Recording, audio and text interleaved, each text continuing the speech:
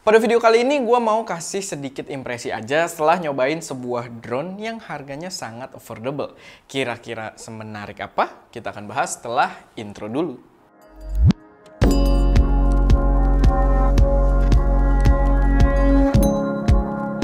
Halo semuanya, selamat datang di channel SM Media dengan gue Erwin yang seperti biasa akan membahas tentang berbagai hal yang berkaitan dengan proses produksi konten kreatif kayak fotografi, videografi, dan review dari gear-gear pendukungnya. So, kalau kalian tertarik, nggak perlu ragu, langsung aja subscribe dan pastiin udah ubah tombol notifikasinya ke mode all biar nggak ketinggalan update-update terbaru dari kita. Dan jangan lupa juga buat join server Discord kita biar bisa diskusi dengan kru ST dan audiens lainnya seputar dunia produksi ataupun teknologi.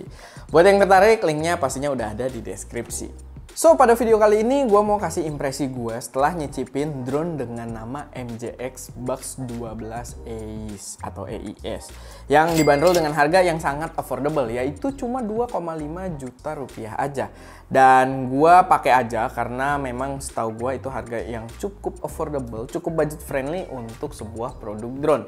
Tapi emang penamaannya gue rasa perlu disederhanakan biar lebih gampang buat diinget ya. Karena gue pribadi sebagai reviewer agak susah buat nginget namanya. Oke, jadi gue kasih disclaimer dulu di sini. Pembahasan video ini nggak akan mendalam karena ya jam terbang gue soal drone itu sangat sedikit. Jadi memang nggak banyak yang bisa gue bahas. Dan memang video ini mengacu pada impresi singkat gue yang memang nyobain drone ini cukup singkat juga.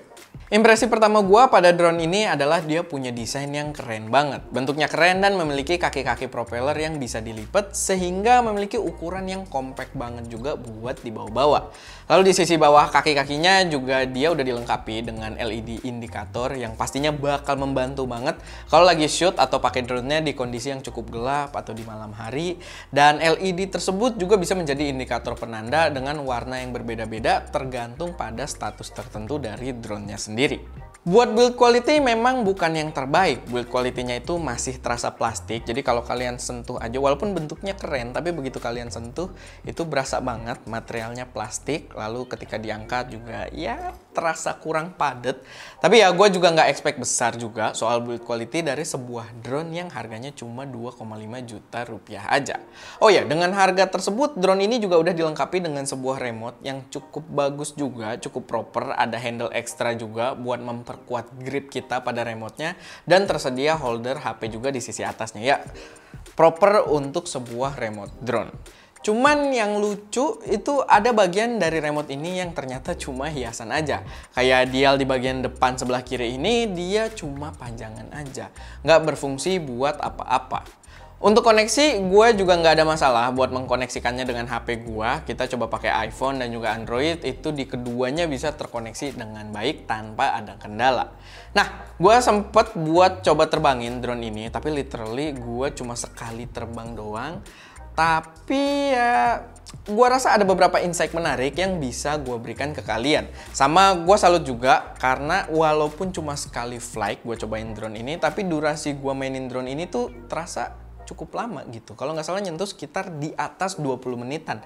Dan itu terasa cukup lama dibandingkan beberapa drone yang pernah gue coba. Kayak dulu gue waktu pakai DJI Spark paling dapat 8-11 menit. Jadi walaupun cuma sekali terbang, cukup puas lah. Buat latihan, gue rasa drone ini lumayan oke. Dia terbang dengan proper dan cara kontrolnya pun gue rasa cukup mirip dengan drone-drone lainnya.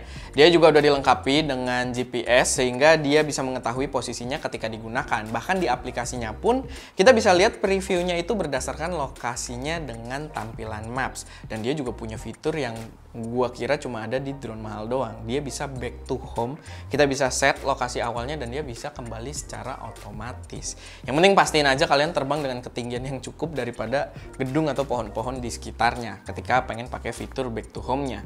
Di pengetesan gua sih anginnya nggak terlalu parah, tapi dengan tiupan suasana angin yang standar-standar aja, nggak terlalu kencang, itu dia cukup stabil. Tapi gua belum bisa kasih insight kalau kalian bermain di kondisi angin yang cukup ekstrim. Yang jelas buat bermain-main dengan drone sambil latihan kontrol-kontrolnya, menurut gua ini cukup asik. Dan pergerakannya juga terasa cukup cepat, padahal gua pakai di mode normal aja. Dan dia juga ada lagi, padahal ada dua mode lagi, yaitu mode high speed dan juga mode slow, yang bisa disesuaikan dengan referensi kalian masing-masing.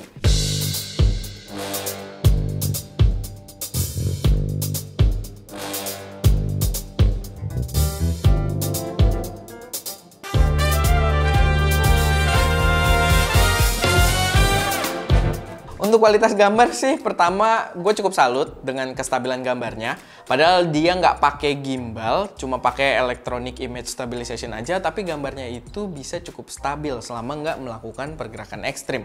Cuman memang kualitas gambarnya sendiri ya ala kadarnya aja.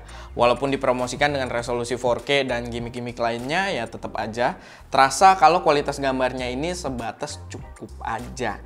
Kayak gambar action cam murah juga. Bahkan di gambar kontras, chromatic aberration ini terasa terlalu parah untuk digunakan sebagai konten utama. Lalu drone ini juga sebenarnya punya banyak fitur menarik yang sayangnya gua nggak cobain semua. Tapi salah satu fitur menarik yang gua coba di drone ini adalah fitur follow me, yang harusnya dia akan selalu mengikuti arah smartphone yang terkoneksi. Dalam prakteknya bener dia ngikutin dan itu kerasa asik banget. Kayak diikutin sama drone peliharaan gitu, teknologi canggih mengikuti kita bergerak kemanapun.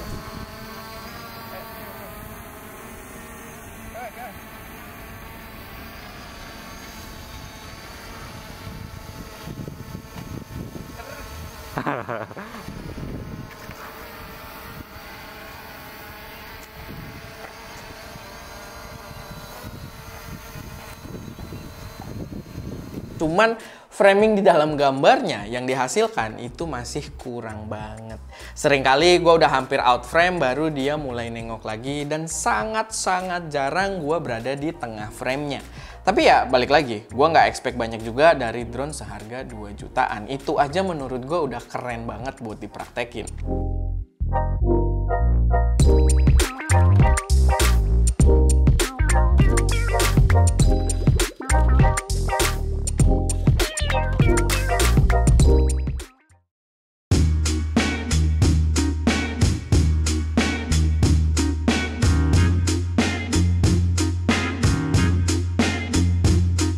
Tapi ya itu dia, menurut gua paket yang kita dapat di produk ini dengan harga 2 jutaan aja, menurut gua udah asik banget buat latihan-latihan nerbangin drone. Jadi buat teman-teman yang mau coba-coba main drone dengan budget yang terbatas, ini bisa jadi opsi yang cukup menarik juga.